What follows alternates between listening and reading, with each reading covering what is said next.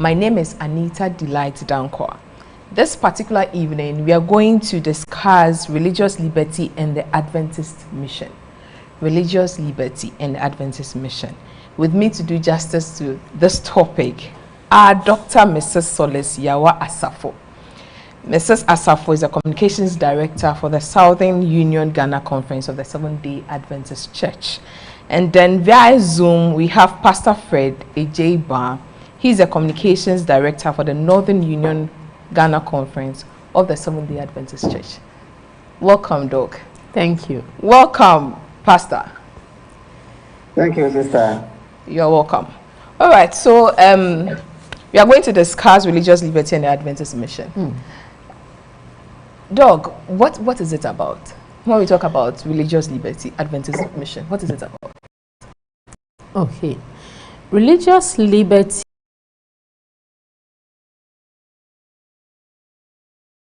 we are close, the department is close to, I think, 102 years old. And if you look at how old the church is about 156 years old. Yes, and then the religious liberty is 105 thereabouts. So it's like 50 years after the church was set up, the religious liberty department was set up, purposely for ensuring that people's freedom of conscience, the freedom of worship, freedom of association is respected. Not just respected, but it's acknowledged and respected. Why were we so focused on that? The Seventh-day Adventist Church came up at a time when you had other churches. And we also came up with some very, at that time, let me put quote in quote, weird doctrines. So certainly you would have people scorning you, abusing you, and all that. So having felt what it's like to be scorned and abused for your beliefs, we thought that this is something we should promote. So the religious liberty department of the church, it's like the foreign affairs department of the church. It represents the church with among political, traditional authority or rulership sector.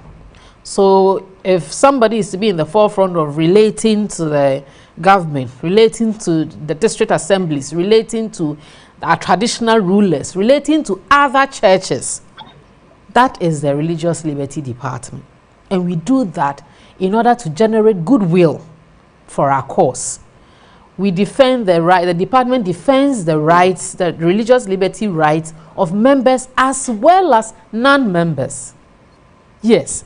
So that is, so I'm sure we'll go into the details. Yes, but you know, when I heard the full name, Public Affairs and Religious Liberty Department, that's PAL, yes. Frankly speaking, I've never heard of this department. And so when I was reading about it, 1901, Dog, well,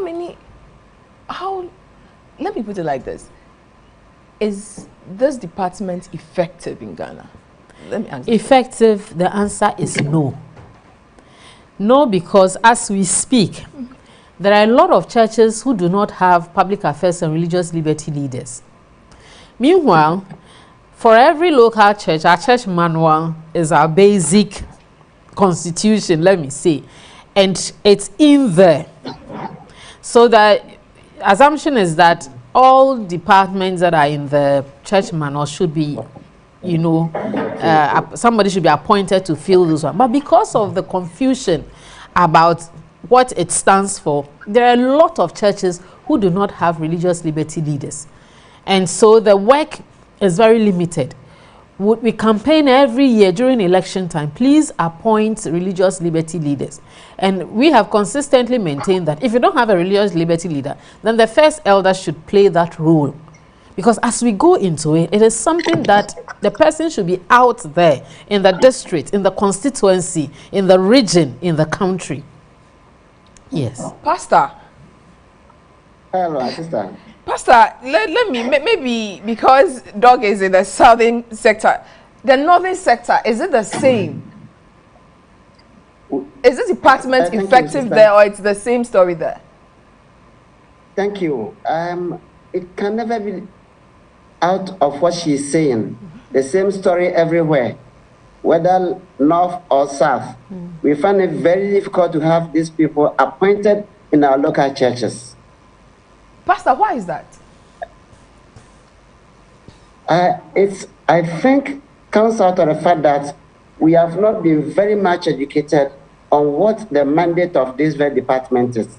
That could be one of the reasons. Another reason could be that we are very much focused on the core things that we are doing, and we feel it is stewardship and personal ministries and women ministries and such departments in the church. But these are departments that help to pull us together as a church.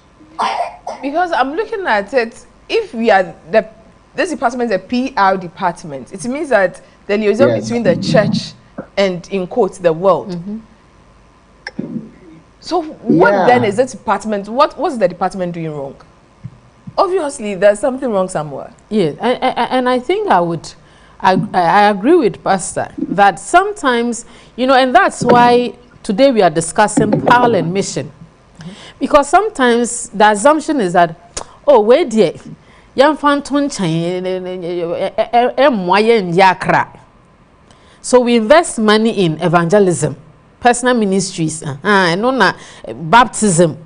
Now, I say, Paul, my miscam van quiet juma. Paul, no, so dear. And but the work of Paul, I would say, is an indirect form. You need to make the church known. And out of that, you would get the fruits. We've been doing education. If you're at the union level, you don't have direct access to the local churches. So you train conference leaders. The conferences have the districts and the local churches under them. So over the years, we do the conference training.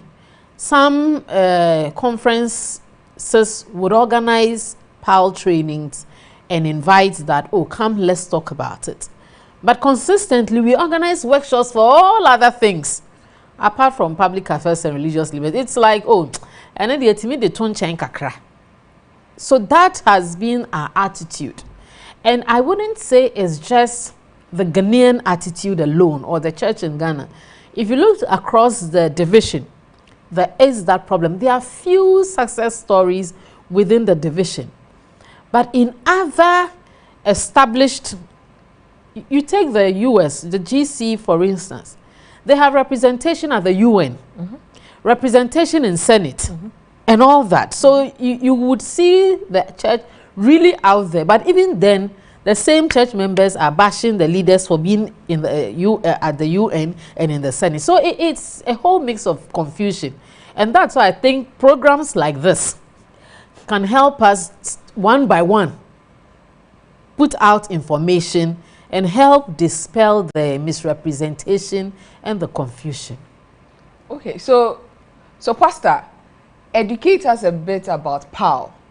What is PAL and what is the mandate of PAL? Right. I think Sister Solis has done so much going into PAL, the history of it, and then where we are. PAL is an office of the church that has to do with our relationship with the public, our relationship with other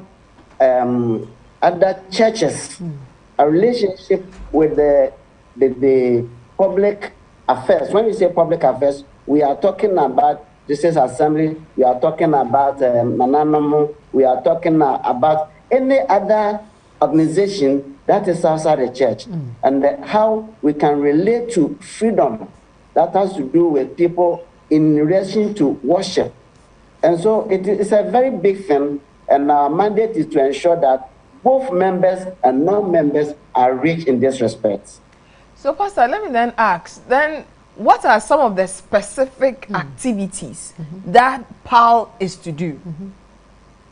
Right. PAL is supposed to ensure that if somebody, whether a member or a non-member, goes into a situation that needs to be defended, it is the job of PAL to ensure that that defense is done. No matter the person being a member or even a non-member. We ensure that justice prevails, and that is why we are saying religious liberty. When it has to do with religion, we ensure that we go in and then defend the person. We go in and ensure that the person does not go into a problem. Let's talk about somebody, a Seventh Adventist student, who is supposed to have Sabbath classes or Sabbath exams. It is not very right when it has to do with the person's freedom, or it has to do with the person's fundamental human rights. And so when it is being forced on that person, it is the duty of PAL to ensure that this does not affect the person's future as a student. And these are things that we do. It could be in another way that the person is being affected, and it has to do with the person's fundamental human rights, which has to do with the religion or the belief, the faith of that person. And these are things that PAL goes into to ensure that people are taken out of that trouble. All right, Pastor, thank you. Then let me be practical here. Doc, we're all in Legon. The Sabbath exam came, the issues, the buhaha. So we went to court. And some of us, let me add myself to, because let me be frank here. Some of us are still a little better with the church because we thought the church left us hanging. The church didn't come to our defense. So if PAL has been in existence for this long, and that was somewhere in 2006 to 2008, what was the church doing? What was PAL? Then it means PAL. Yes. PAL is dead. No, PAL is not. let me tell you what PAL did. As I wasn't part of the church then, but the little history I know, that when the Legon issue came up, it traveled all the way into the GC. The General Conference even sent a lawyer to, look into the case. There were a lot of underground diplomacy before the legal aspect came up. So that much I know the church did. In terms of the legal issues that came up, that's where there was some kind of division, even at the church level, because there were some people who were of the view that let's not go to court. Let's still use diplomacy. Others felt that no, we have to go to court. And because it's the students who were feeling the bite, students and some lawyers, young as they were then in the legal profession, took it up and went to court. As we speak, the substantive case was never dealt with.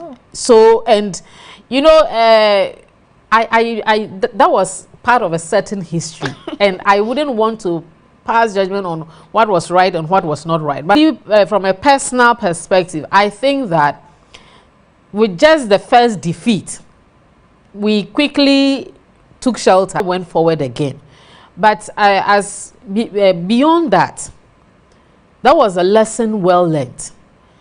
But let me mention a very important aspect of PAL that we have neglected: relationship building. PAL advocates that long before the trouble comes, you should have built strategic relationships that would help you, deal with issues like this. I will not go into the Legon issue because I was a Legonite and I don't want to go into that issue. But going forward, we've tried to build those kinds of relationships.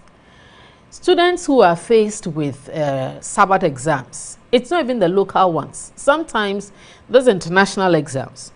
Once you bring it forward, and one of the key roles of a local church religious liberty leader is this: if you have a church member, the protocol is that the church member reports to their local religious liberty leader that this is the problem I have. Okay. Quickly they inform the district, who would inform the conference that this is the problem we have. And if the conference is not able to solve it, it gets to the union level. I have gone with people to get exams. I recall there was this international English language one. It was set for Saturday. The lady came. We went to the British Council, talked about it. She got a different date. I have written letters for other people who have had dates changed. What happened to WAEC? Yes. WAEC was a case in point. And you see, the WAEC context was about COVID. Let's not forget the context. During COVID era, a lot of our rights were suspended, and you were a lawyer. Even the rights to go to church, they said stay at home. But I am not saying what happened was right, but we did our best. We went seeing all the leaders who had, from GES to Ministry of Education to WAEC. All that had to be done in terms of the diplomacy aspect was done. They made some concessions. Example? For example, one, we asked that our schools were centers, our students were affected. They said, well, as it stands, we can't change the timetable. But this is what we can do for your students. They can opt out, those who want to. And here again, the issue of choice. Yes. The church cannot force you not to write a Sabbath exams. And we saw it. The church said, here is opportunity. If you don't write, we have negotiated so that the subjects that are affected are not set on Saturday. So you have that choice. Some people chose to write it on the Saturday. Others chose not to and wrote the NOVDEC. So that is how much the church can do. We haven't been 100%. I wouldn't even say we are 50. We are but not there yet, we are getting there bit by bit. Yeah, yes. So if you have a concern, report it. It goes up. Sometimes people know those of us at the union, so they'll come direct. But the protocol is that it should go through the system. If you're a worker and you have an issue with Sabbath work, it should be made known. But here again, it's a thing of choice. Some people would rather go and work than call for church to go and talk on their behalf. So since I have been serving, I've never had anyone come up with a work-related issue. It's always been Sabbath exams or Sabbath classes. Okay, so that's one. Then Pastor mentioned the relationship building. Visit your DCE. If a new MP is elected, just write a simple letter as a religious liberty leader. Congratulations. Congratulations. The new regional minister, the pastor working, the religious liberty leader working with the pastors in that region can pay him a visit. You have been elected, we serve within this territory. We just come to pray with you. How hard is that? Pastor, aren't you mingling with non-believers? Now you're going to them to now, congratulations, be nice to them, now chat with them. Aren't you, let me be the devil's advocate here, aren't you trying to mingle with the world and now become of the world? Oh, have we lost Pastor? Okay. So, dog, aren't we becoming?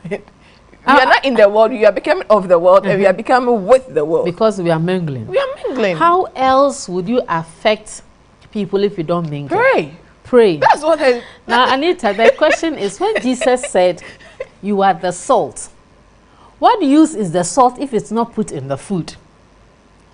You see, the whole world, God created a perfect world. We went against God, we sinned. And yet the perfect Christ, sinless Christ, so without the fear of being contaminated, came down, dwelt with us in our filth in order to do what? To redeem us. That is the whole philosophy for religious liberty and public affairs. That let us mingle. There are some people who would never step foot in a Seventh-day Adventist church. But if you just, just look at the example I gave you. You go to a district, a regional minister who has been newly elected. Will they deny prayer? No. As you go, you take this, our beautiful books on health and wellness, add one steps to Christ, that we think this would help you in your term. Remember, we are praying for you. How powerful can that be?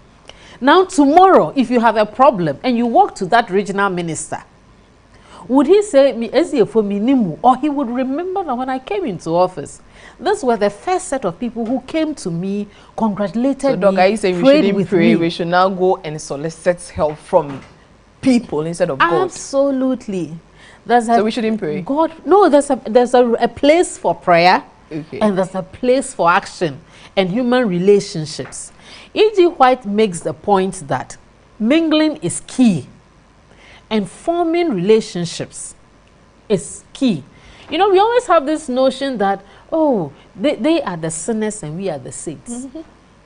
But before God, it is not about you who is in church. And God is able to use even that sinner to help promote his cause. So that is the whole idea. Get involved with people who can help you when you need help. So interact, mingle. Why else would Ted Wilson visit the president when he came to Ghana? We are putting the church out there. Why would we go out of our way? This year we haven't done that yet, but anytime we have the book of the year, the missionary book of the year, we drop one in every MP speech in whole, so that they can have access. There was a time we even had some of our ministers go to do their breakfast show. There was a time we had Pastor Lamy then preach at their Christmas event. How else do we put ourselves out there? Some of our members are very uncomfortable with this. Yes. How are we bringing them on board? Education. Education is the only way. You see, we are so fixated on this thing about being polluted. And we are afraid of mingling. But I consistently tell people that if I know why alcohol is wrong for me, you can advertise it 24/7, dance in front of me. I am not afraid to pass by that bottle of beer because it's not for me. If you are well grounded in your faith and you understand mission, you know that to evangelize, you need to go out there. Just as Christ came down, he wasn't up there just praying for us and sending prophets. He descended in our midst. And that is the only way we can make ourselves relevant to our society. So Doug, then you said we don't have the structures in our local churches, sometimes in our districts. Yeah. What are the plans? Yes. Education. The conferences also try to speak to the pastors. You know, one other problem is that people assume that, oh, for religious liberty, should be a lawyer. Because if it's about human rights, it's about fighting for people's rights, it should be a lawyer. We look around, we don't have any lawyers. So I tell them, let the first elder handle it. Our pastors, our church elders, and our religious liberty leaders are like the religious liberty frontliners. So I do training for pastors. We have a simple pastor's how-to on religious liberty. And it's so simple down to earth. When you are posted to any district, find out which other churches are within your district. Go and visit the church leaders one by one. Introduce yourself. I'm the New Seventh-day Adventist minister here. My name is so and so. I live around here. My churches are here. What does it cost you? Nothing. You get it. So even for the pastor, you are building relationship. You are introducing yourself. You have a district chief executive. You walk to that district assembly and say, I represent the Seventh-day Adventist Church. I'm the district pastor. Within the church, we have a youth department. And so I know that the district assembly has a department for you. If you need resource persons to do training in ABC, this is the name of our youth leader. Put it there. We have a women and children department. It's in the district assembly. It's in the regions. We have somebody in charge of health. Introduce these people so that you are of use to the community. Dog, it sounds very easy. Yes. But looking at the typical natural Adventist, that's not how we were brought up. But we should start learning, because if this department is over 100 years, it's not so successful. Who is bringing it in here? That's a long time. So it is something we haven't practiced in our part of the world. So the encouragement is that let's go out there, build the relationships, so that asem towa obimpo nebeke bi amao. It's the same with our media relations. Go and introduce yourself. I have said to pastors, monitor the stations. If there's any discussion going on, call in. But make sure you've done your homework, you have facts on that. Oh, I hear you are discussing how to build your immunity. I'm the health ministry's director of my church. And this we have the new start, nutrition, sunshine, water. Share it, let everybody hear it. Your name is out there, your church's name is out there. The information we have as a church to be shared, or see, go ye into the world. It says start from Jerusalem, but into the world. Yeah. So we have to mingle. Then don't you believe then that we have to start mingling from within? Because it seems as if within the fold itself, we seem not to be. We seem not to understand ourselves in this light. So wouldn't it be better to right now start from within, get the basics right, and then move out? Yeah. You can't wait until you have the basics right. And yes, will be back. So as we do the within, isn't that bad? From within. As we do the within, we do the without. Because unlike if you take personal ministries department, for instance, we build our members to go out there. The youth would build its members for youth development, but ultimately it's for mission. Similarly, if you understand that religious liberty and all that it does is to help us do our mission effectively, we will not have problem. But that's where the disconnect is. People don't see the relationship between defending people's rights and doing mission. And that's where the confusion comes from. And so, you want us to defend people's rights. After last week, somebody called and said, "Some human rights are more yet. Sorry." That clearly is feedback that more education needs to be done. You have other people saying, if you tell our pastors to start mingling, we can't talk about the mark of the beast. Now, one can mark of the beast as someone. Right from the word goer. Does that take away from salvation? No. We are to talk about the mark of the beast so that people are educated and would run from deception. So we only talk about the mark of the beast as a warning thing. But Nkwaji Samankasa is Jesus Christ and him crucified. So if I'm your friend, you are Catholic, I'm Seventh-day Adventist. Does it mean because we are friends, I can't tell you that, oh, this is something I'm reading. I think it will be of interest to you. Read it and let me know what you think. I won't come to you and say, oh, I saw that I woke on. But you are my friend and I care about you. So, but it starts with the kind of relationship I have with that friend of mine. So, all this we are talking about diplomacy. Yes. Aren't we watering down a message? In what sense? So, look at it from this angle that you are now friendly with someone. Yes. So, because of the relationship, there are some things you would have, you have said it. Now you have to find a nice way of now trying to package it. Isn't that watering down a message? Okay, let's go. I like going back to the Bible. I like going back to the Bible. What was Jesus' approach with us, fallen human beings? He had two approaches. Yes. The first one was in respect to, of course, he was nice, and that other bit, if need be, he was with a king. Yes. So if you're so friendly with someone, how then are you going to pull the king if need be? When Adam and Eve sinned, God knew they had sinned when they were hiding. When he came in, he didn't start with, I will strike you dead. He simply asked them, what have you done? And then they were all about shifting blame. What did God do? He clothed them. They picked leaves. He clothed them. That is the sinless God and us. But he made them aware. You see, our goal is to let our friends know that this is what we think is the right way.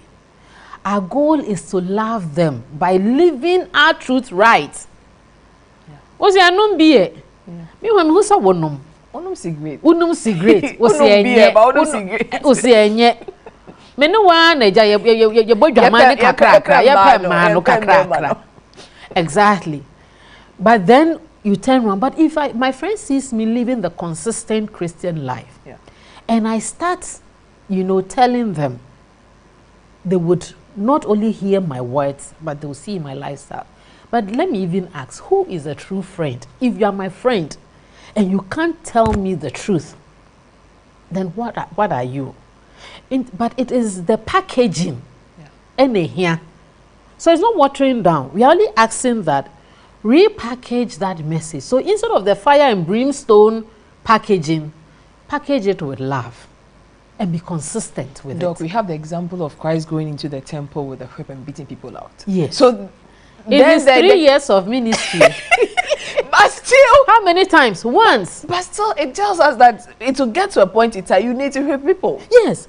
No, And with you being friendly and diplomatic, can you in the really case whip of people? religious liberty, the church has gone to court before, even from the GC level. They've gone to court.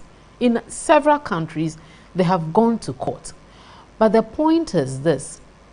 The going to court should be the last resort.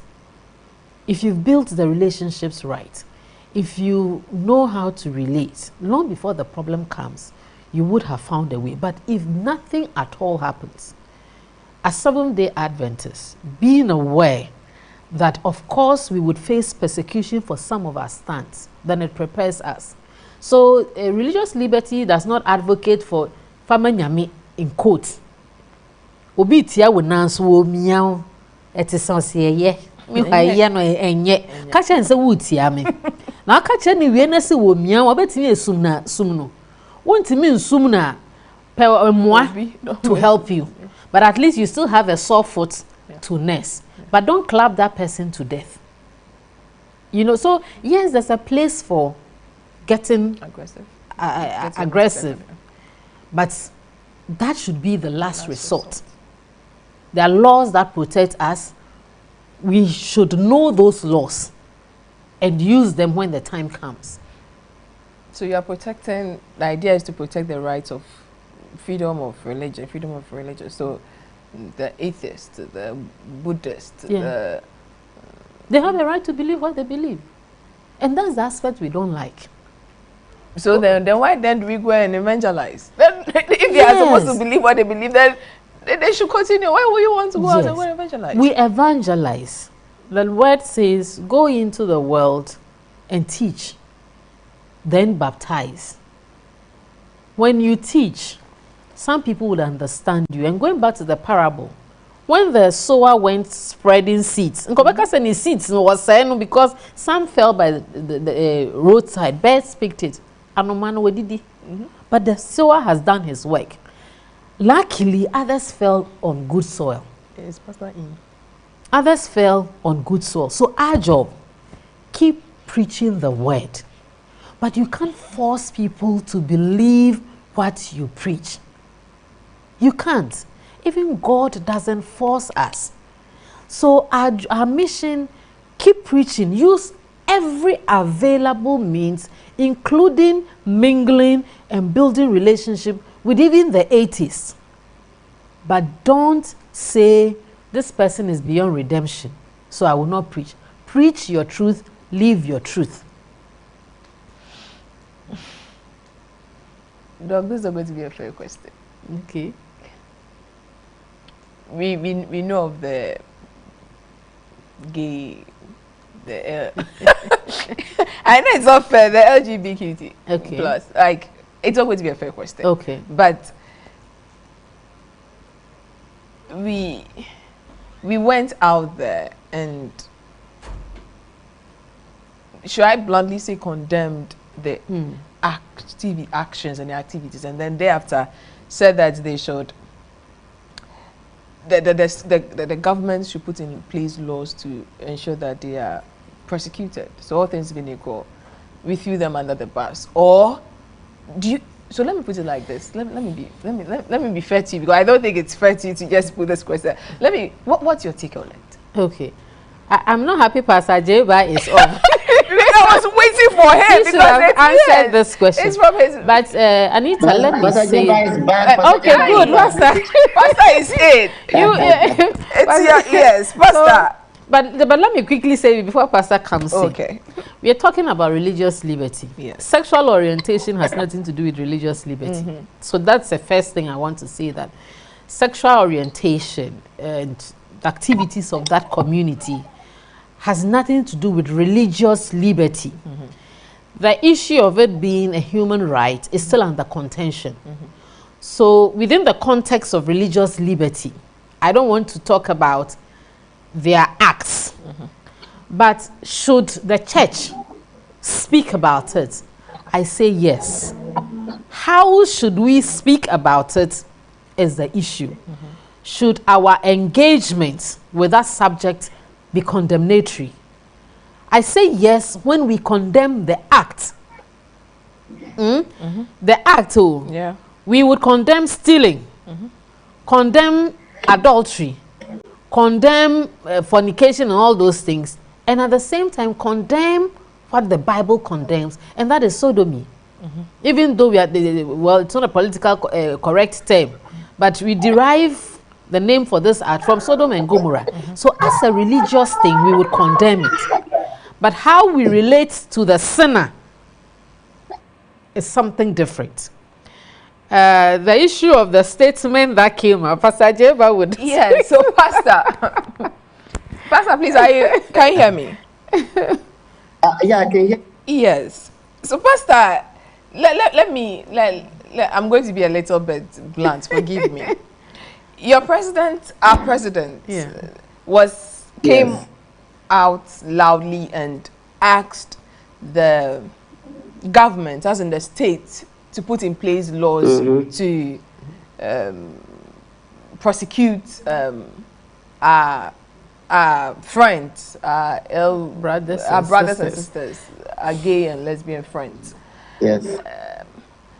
I'm on a NAS page, and yesterday there was a whole controversy, a whole fight, debate on it. As in, are we supposed to now tell the states to go and prosecute others when we, at the end of the day, the state is going to prosecute us, and we know that as a fact at the end time. So shouldn't we rather try to protect others, but advise and counsel them instead of liaising with the state to prosecute others? What's your take on that, Pastor? Thank you, sister. I think the whole issue was not like persecuting somebody, but rather he was saying there should be laws that will protect our values, and it has to do with what we believe as Christians, what the Muslims believe, what traditional leaders also believe, what the non believe, and what we believe as a country. As a country, we believe that this should not be done, putting all the stakeholders together, and that is why he was not saying they should be persecuted, but he is saying that laws should be enacted so as to stop such acts coming into the country. Although we find some of them in the country, it's not like go look for them, persecute them, no. And just as my sister said, you see, the whole thing is the act and the actor. We are against the act, but we cannot be against the actor. We talk against the act, that it should not be done. But the person who has gone into it, we have to use Jesus' method to ensure that we bring that person to the fold. And when we have succeeded in doing that, that is what the Lord is looking for us. Pastor, you agree with me? So, Pastor, you agree with me that asking the state to put in place laws in a way they are going, those who are gays and lesbians are going to prosecute it. That goes without saying. So are you saying that the Jesus method is now to prosecute? Please clarify that a bit for me. I know there was a whole debate on a page, and I really want to understand the Northern Ghana's, the idea behind the message. Yeah, I'm saying that there's a difference between the act and the actor. The action and whoever is in the act is talking about the fact that it will not be good on the part of our country to accept this thing, which Christians don't accept, Muslims don't accept, traditional worship will not also accept it. And so if there is a law to that effect, then we don't have to go into it. And then we find a way. I think you talk about education. We must find every way of educating our people so we don't go into what is not supposed to be done. Pastor, so as for debate, it will be there. Pastor, let me try to be the devil's advocate here. Again, forgive me. So let's say we are in a country, we have Christians, we have Muslims, we have traditionalists. Let's say I'm an atheist, okay, and God forbid, I'm a lesbian, God forbid, and if I'm if I'm that, and I'm an atheist, and so I don't believe in God, I don't believe in Allah and the traditional gods, but I believe in another God who believes in my actions and my activities, what will you then say? Yeah, we are talking about community that has about 90% of our membership in these classes that we are talking about, being Christian, Muslim, traditionalist, all this will not accept it. And even among the atheists, I think they will not accept it too. Thank you so much, Pastor. Doc, let me say this. Doc, let me say this. Accepted by the human society. Okay, so it means that what Pastor is saying, Doc, then means that we are going with the majority. If we are going with the majority, then Adventist is just a matter of time. You're already in the minority. No, I am not. You see, that is when you stretch it. Yes, that is what it may seem. What you're discussing goes into church-state relations, and I think we would use another opportunity to look at that subject. The relationship. But I agree perfectly with you that when the church starts calling on government to legislate, the tendency for another organization tomorrow to also call on the government against a minority sect would be higher. So if we took the gay community as a minority, and excuse me to use the term deviant group, because they are. 99% of society is going right, 1% wants to go left. We see you in quote as deviant.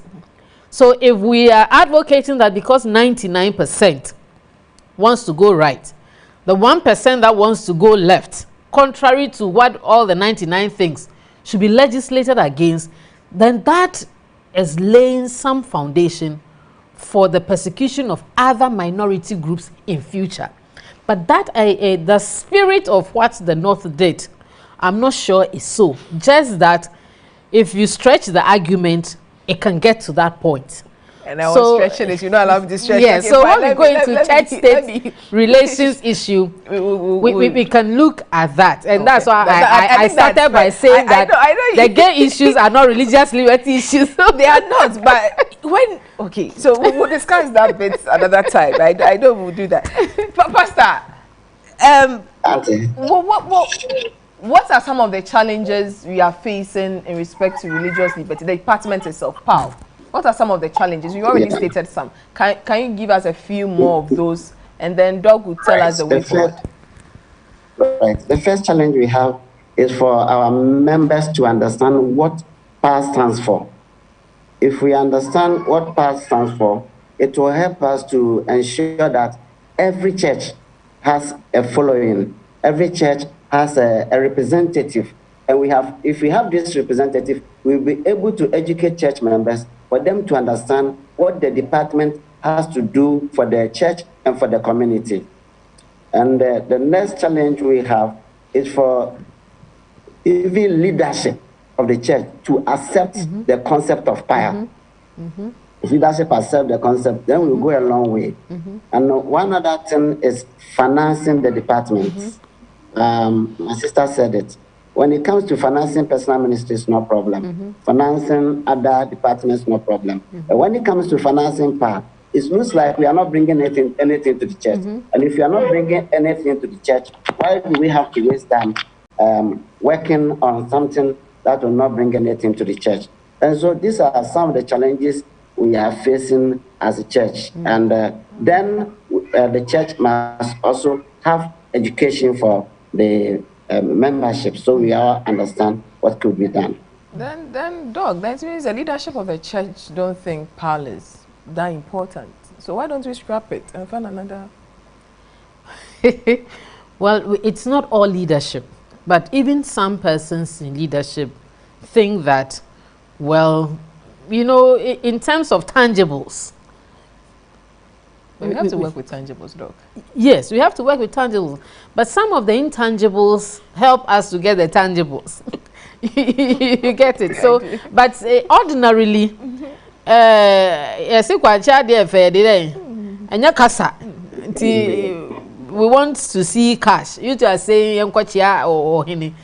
So until we're able to connect, that simply sending somebody a text message and asking, how are you doing? I'm praying for you.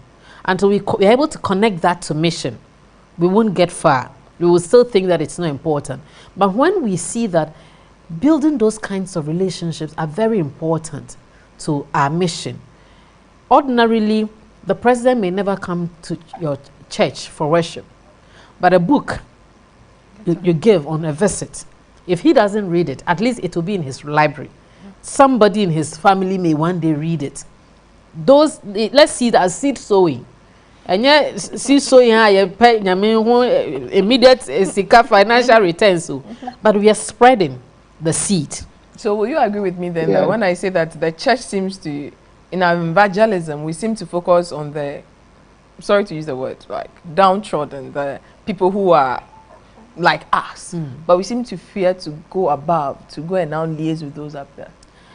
I don't know if it's an issue of fear, but maybe we haven't prioritized that yet. And that's why if we get PAL right, then we would do other things. Because you see, in terms of methods, that minister that would not sit at your evangelistic campaign grounds for 10 days.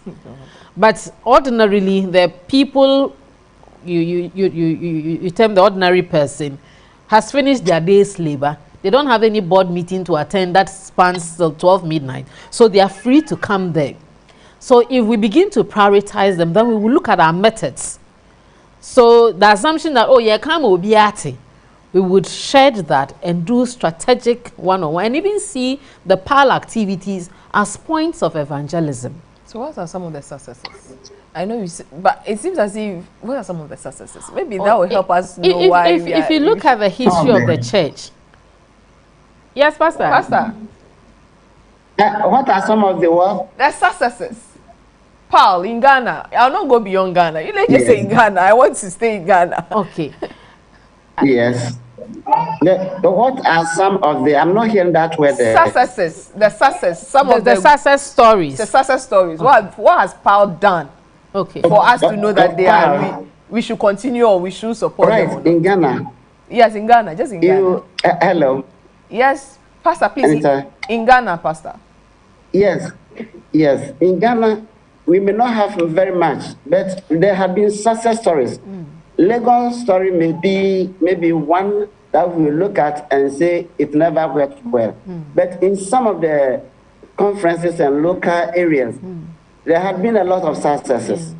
There have been, at least I saw in Sunyani, when they call the Technical University Polytechnic, Sabbath exams, and we were able to get the student quarantine through the activities of PAL, and at the end of the Sabbath, they took their exams. It's a success story. And they have been also bringing some of the MPs together. That's a success story. Getting people in even the media together is also part of the success story. So PAL has gone a long way, but we have so much ahead of us, and there's much more room for improvement. But it can be zero. At least. So will it be fair if I give 5? No. In terms of relationship building, I can say that when it comes to relating to our traditional leaders, the SDA Church is good at it. I can give you countless examples, and from Pastor's Field, access to the traditional leaders, negotiating for lands. Some would even say, oh, I like what the things you do as a church. Here is land. Build a school. Build, because of the contribution of the church to the community. So in terms of building relationships, consistently all the way from Nkrumah's time up till now, even at the presidency level, you have the church, you know, that there's that relationship. I was reading a historical book way back in the 50s. I hear one of the missionaries for Adventist was actually the teacher to Nkrumah's children. Yes.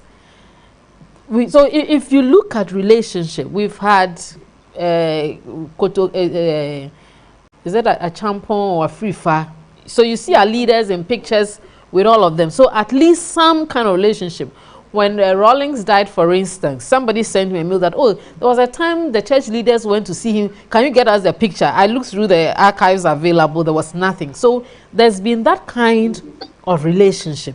We haven't succeeded in terms of the defense of rights legally. Yes. We haven't succeeded much with even educating our own members to understand in order for them to stand up as a church.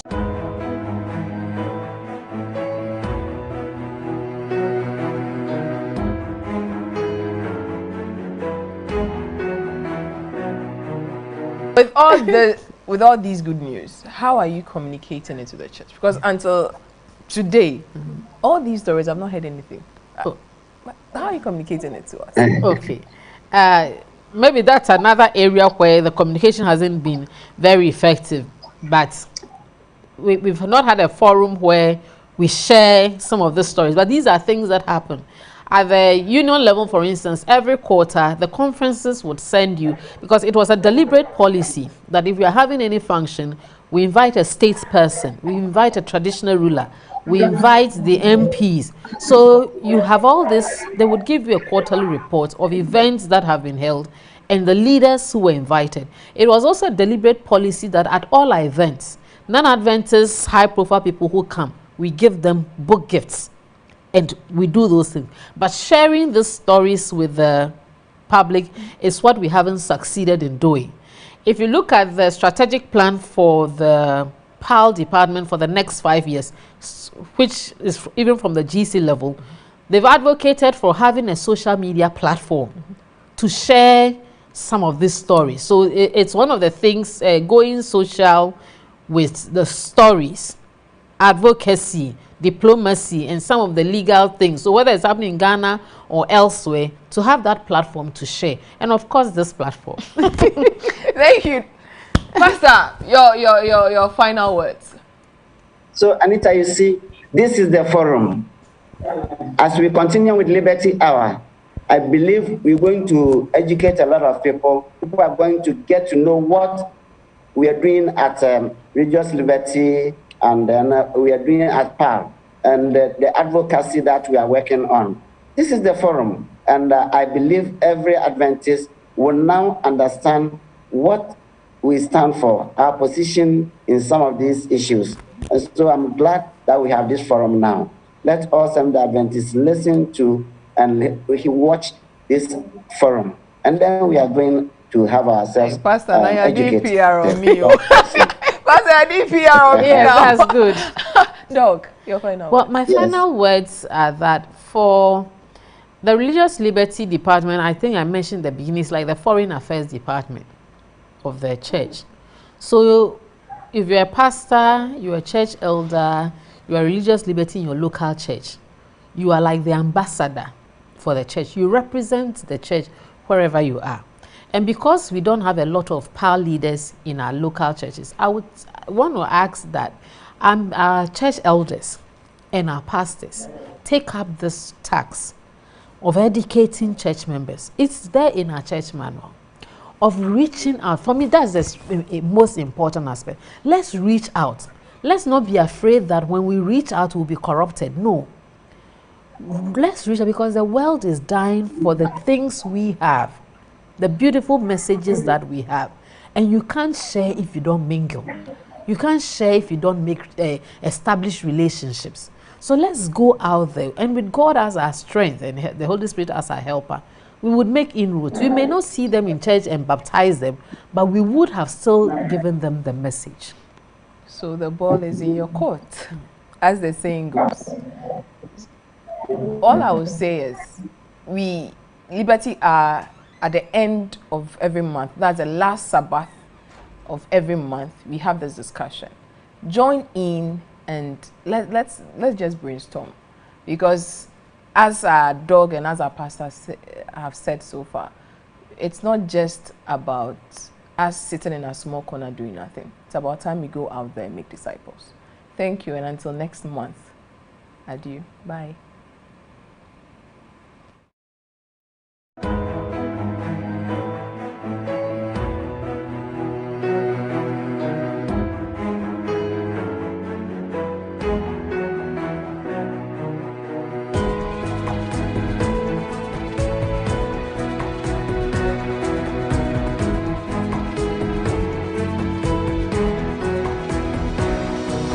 Hope Channel, changing lives.